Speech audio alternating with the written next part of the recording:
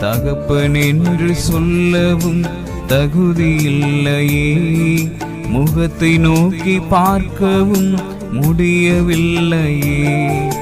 மகனே என்றோடி வந்து அணைத்திட்ட போது, மகனே என்றோடி வந்து அணைத்திட்ட போது, கால்களில் விழுந்தேன் நான் கதறி அழுதிட்டேன்.